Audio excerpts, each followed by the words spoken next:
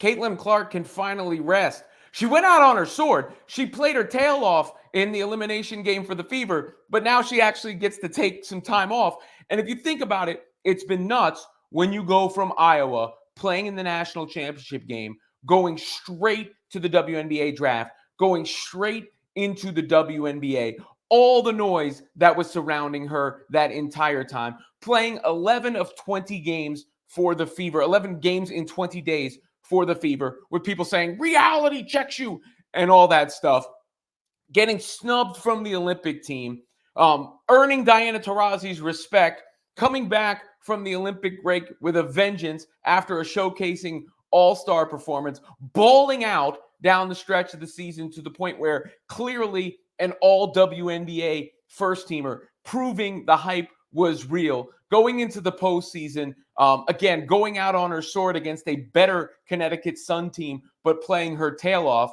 Now, finally a break because she's not going to play basketball in the offseason. Clark revealed that. Ryan Brucco, friend of mine, revealed that. I used to do a radio show with him while he was doing the call of the game, saying that they talked to Clark and her plans were not to play during the offseason. So that means no Unrivaled. That means no overseas. That means a chance for her probably to get away from everything for a bit, which you got to admit is likely much needed. Here was Caitlin after the loss to the Sun talking about the off-season plans that she does indeed have.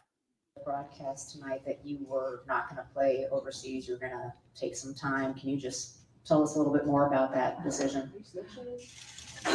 I don't. I was focused on beating the Connecticut Sun. I haven't thought too far down the line. I don't know what I'm going to do tomorrow. I don't know what I'm going to do the next day. So maybe play some golf.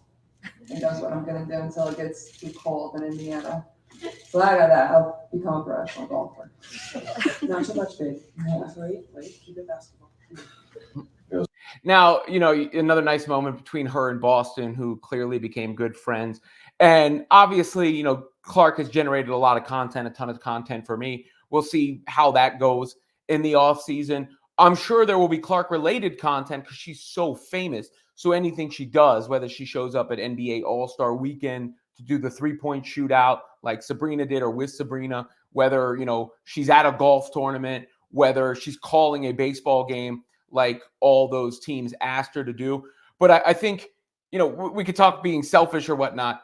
For her, I think everybody has to say it's a much-deserved break.